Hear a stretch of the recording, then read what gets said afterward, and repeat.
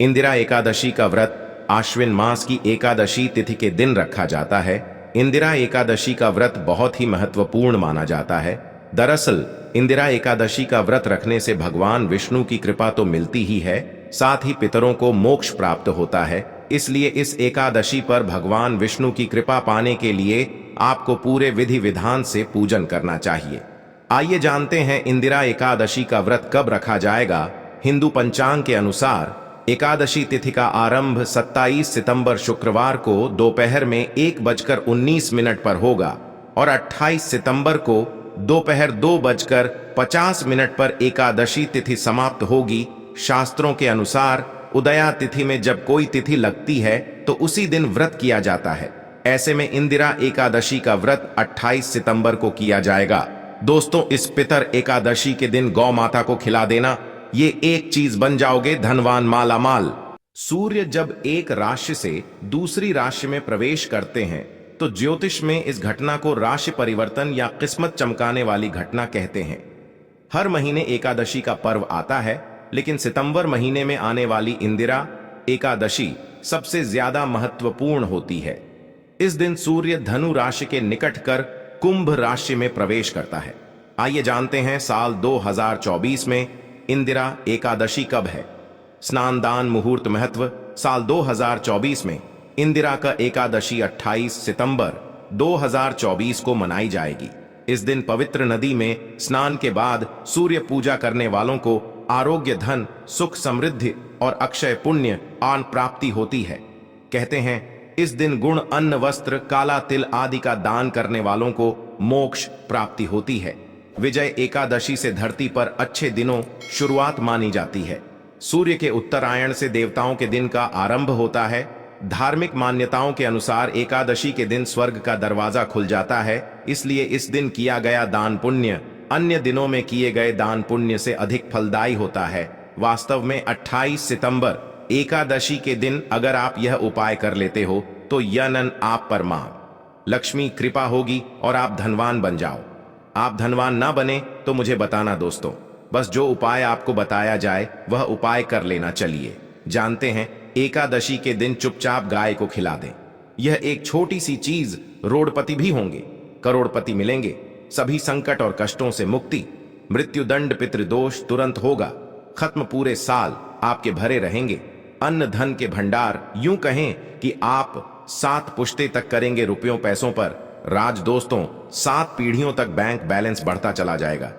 सभी भी दुख, दर्द, संकट, कष्ट है वह दूर हो जाएंगे और सभी सुख आपके कदमों में आ जाएंगे। सभी सुख आपके कदम चूमेगी। यदि आप यह एक छोटी और खास चीज चुपचाप गाय को खिला देते हैं तो तत्काल गरीबी आपके जीवन से खत्म हो जाएगी। यूं कहें व्यक्ति रंग से राजा बन जाता है और 33 कोटि देवी देवताओं को धारण करने वाली गौ माता भी कृपा व्यक्ति पर आजीवन बरसती है। व्यक्ति के घर में कभी भी अनंत धन वस्त्र कम नहीं होती है। धन के भंडार व्यक्ति के घर में भरे रहते हैं। व्यक्ति के जीवन से तत्काल गरीबी खत्म हो जाती है। तो दोस्तों, कौन कौन से वे गाय से जुड़े खास और महत्वपूर्ण उपाय हैं जिन्हें यदि आप एकादशी के दिन कर लेते हैं तो दोस्तों या न मानिए, आपके घर में अन्न धन के भंडार सदैव भरे रहेंगे। जो भी जीवन के दुख, दर्द, संकट, कष्ट है वह सभी दूर हो जाएंगे। इस वीडियो में हम आपको उसी एक खास और महत्वपूर्ण चीज के बारे में बताएंगे, क्योंकि आपको एकादशी के दिन गाय को जरूर खिलानी है। तो दोस्तों, अपने फायदे के लिए पूरा वीडियो देखना। यदि आज इस वीडियो को अपने बीच बीच में से देखा, काट कर देखा, तो या एन मानिए जीवन में आपको कभी सफलता हासिल भी नहीं होगी, क्योंकि इस वीडियो में आपको कुछ ऐसे उपाय गाय से जुड़े बताने वाले हैं जिन्हें करने से आपके जीवन के जो भी दुख, दर्द, संकट है या कामयाबी होने में कोई बाधाएं आ रही, सभी से छुटकारा मिलने वाला है। यूं कहे कि आपके जीवन में अपार धन, सुख, संपत्ति प्राप्ति हो जाएगी। कभी भी धन से संबंधित परेशानी नहीं रहेगी। आर्थिक स्थिति आप प्रबल हो जाएगी। धन प्राप्ति के योग्य बन जाएंगे और जीवन में सदैव अनंत धन के भंडार आपके घर में भरे रहेंगे। अनंत धन वस्त्र कभी कमी नहीं होगी आपके घर में। तो दोस्तों, आज का वीडियो पूरा देखकर जाना। यदि आप चाहते हैं आप और आपके परिवार पर सदैव गौ माता कृपा से, आपके पितरों कृपा से, देवी देवताओं कृपा से। तो दोस्तों, वीडियो को पूरा देखकर जाना बहुत ही फायदेमंद वीडियो है। पूरे 300 सालों के बाद ऐसे दुर्लभ संयोग है, तो पूरा वीडियो देखकर जाना।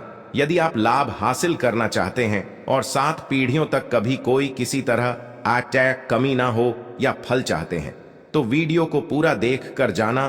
बहुत ही लाभप्रद वीडियो है आपके लिए। दोस्तों वीडियो को आगे शुरू करें उससे पहले आपसे रिक्वेस्ट करते हैं कि इस वीडियो को लाइक कर चैनल को सब्सक्राइब कर देना और कमेंट बॉक्स में सच्चे दिल से जय गौ माता जरूर लिख देना, जिससे माता कृपा आपके और आपके परिवार के ऊपर सदैव बरसती रहे।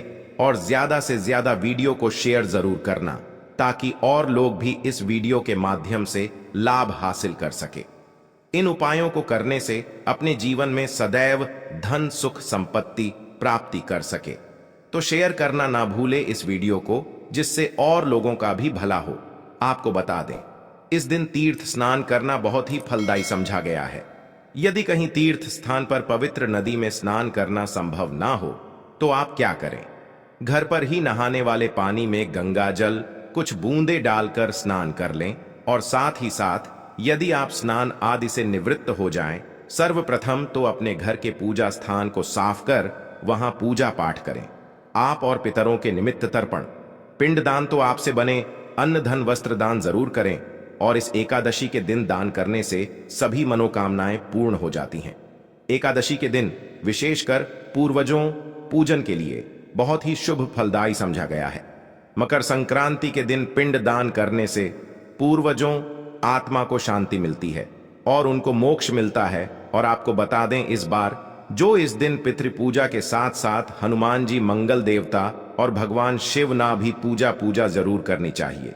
आपको बता दें कि इस दिन यदि आप हनुमान जी और मंगल देवता भगवान शिव पूजा करते हैं, तो मंगल का ग्रह जनित दोष भी दूर हो जाता है। व्यक्ति के जीवन में धन सुख संपत्ति प्राप्ति हो जाती है, समस्त मनोकामना व्यक्ति पूर्ण हो जाती है।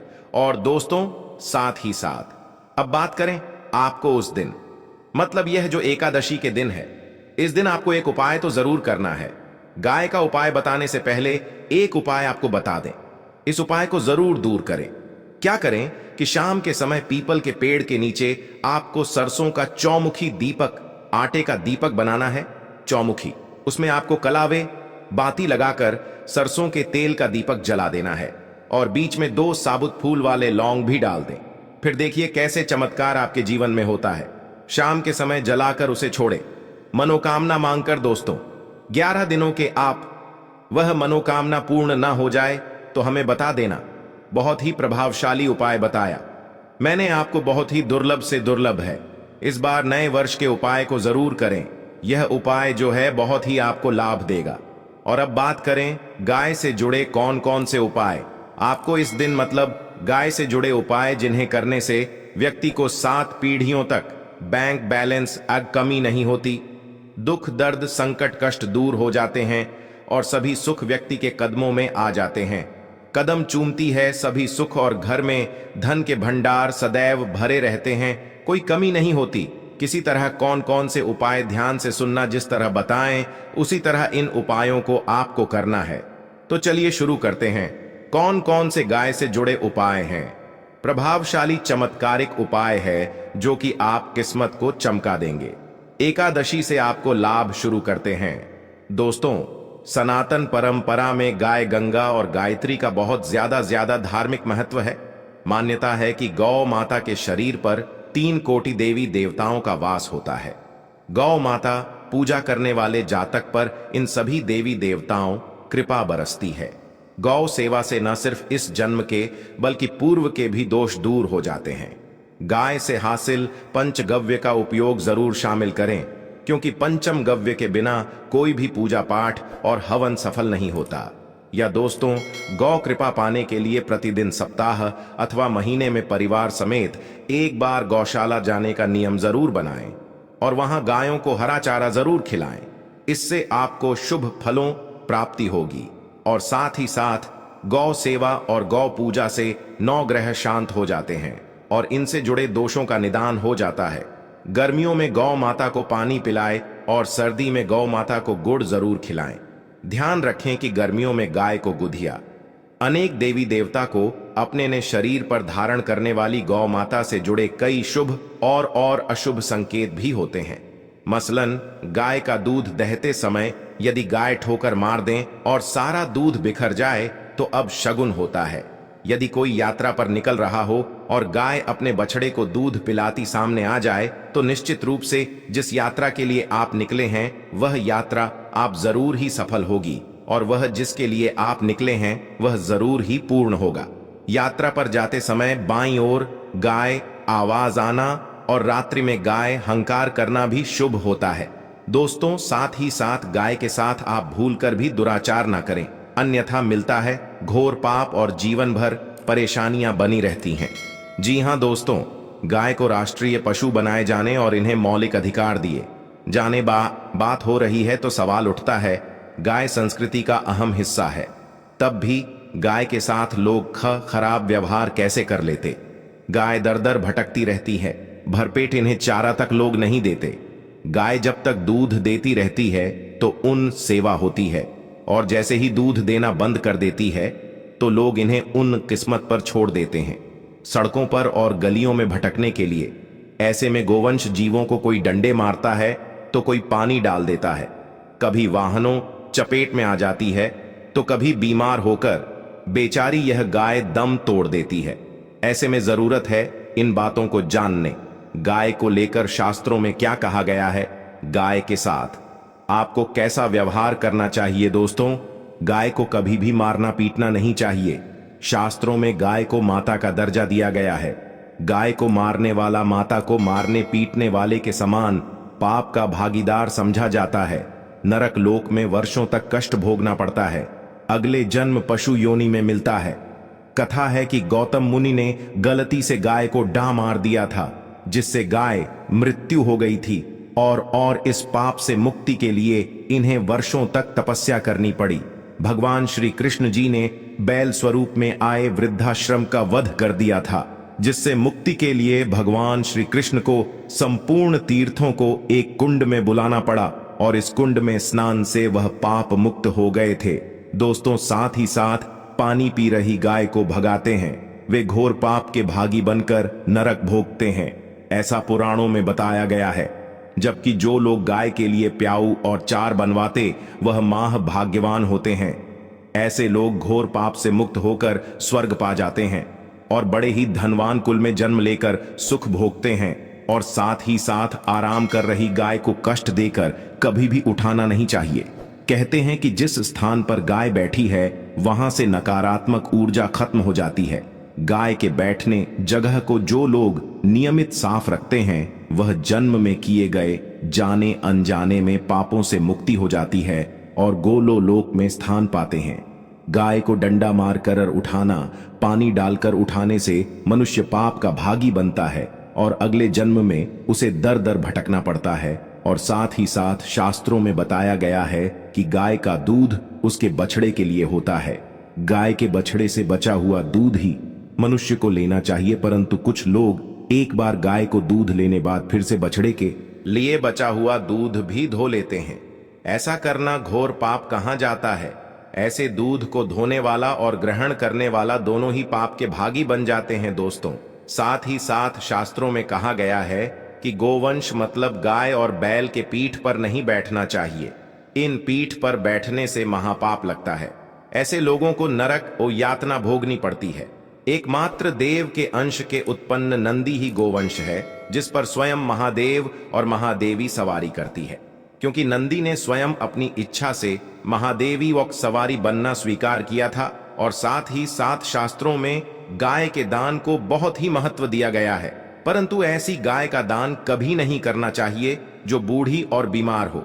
कठोपनिषद में नचिकेता कथा भी इस संदर्भ में है कि जिस नचिकेता ने पिता द्वारा बूढ़ी गाय को दान करने पर आपत्ति जताई थी, दूध देने वाली और बछड़े सहित जो लोग का दान करते हैं वह महान पुण्य को हासिल करके स्वर्ग में स्थान पाते हैं।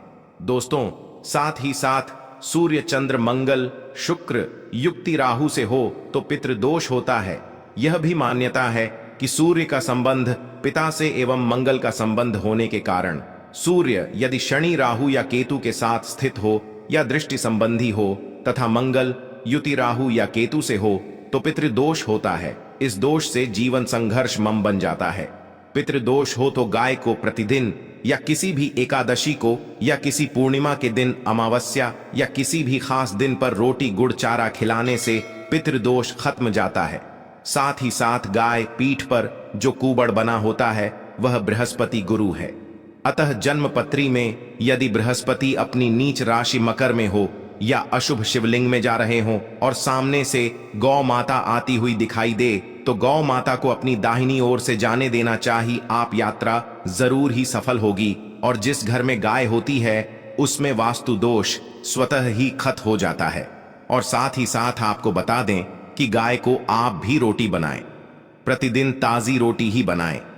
गाय को अगर आपने रोटी बनाई है तो कोशिश करें कि उस रोटी को आप तुरंत ही गाय को दे दें। अगर आप उस रोटी को रख दें और उस रोटी को अगले दिन देंगे तो वह रोटी बासी मानी जाएगी।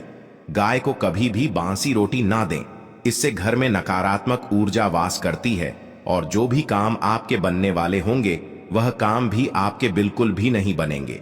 इससे आपके घर में हमेशा दर्द देवता का वास रहेगा और आप जिस भी काम को करेंगे उस काम में आपको हमेशा असफलता ही हाथ लगेगी। इसीलिए कोशिश करें गाय को रोजाना ताजी रोटी बनाकर खिलाएं और रोटी को बिल्कुल ना रखें। बासी रोटी गाय को ना दें और साथ ही साथ सड़ी गली चीजें गाय को नहीं खिलानी चाहिए। घर में कोई फल है, कोई सब्जी है, सड़ जाए तो लोग क्या करते हैं, गाय को देते हैं। नहीं, ऐसा नहीं करना चाहिए। ऐसा करने से यदि आप गाय को खिलाते हैं तो आप पाप के भागी बन जाते हैं। आप बिल्कुल सड़ी गली चीजें गाय को ना खिलाएं और साथ ही साथ एकादशी पर आटे 11 लोहियां बनाकर उनके ऊपर हल्दी लगाएं। इसके बाद गाय को खिलाएं। हर एक लोही को खिलाते समय गाय के सिंघवाल आपके जीवन में खुशियां ही खुशियां होंगी। और एक बार एकादशी पर आप 7 बार गाय परिक्रमा भी कर लें तो आपके समस्त काम होंगे। और एकादशी पर साथ ही साथ आप गाय को जब भी रोटी दे, रोटी पर या तो आप थोड़ी हल्दी लगा लें या थोड़ा गुड़ रख लें। अगर गुड़ ना हो तो आप थोड़ा घी रख सकते हैं। दोस्तों, गाय को कभी भी सूखी रोटी ना खिलाएं। सूखी का मतलब गाय को रोटी खिलाए उस पर कुछ ना कुछ रखकर खिलाएं। हल्दी रख ले, गुड़ रख ले, मिश्री घी या जो भी रख ले, मतलब खाली नहीं खिलानी है। इतना करने मात्र से आपके जीवन के सभी दुख दर्द समाप्त हो जाए। दोस्तों, यह थे गाय से जुड़े कुछ महत्वपूर्ण उपाय, कुछ बातें जिन्हें आप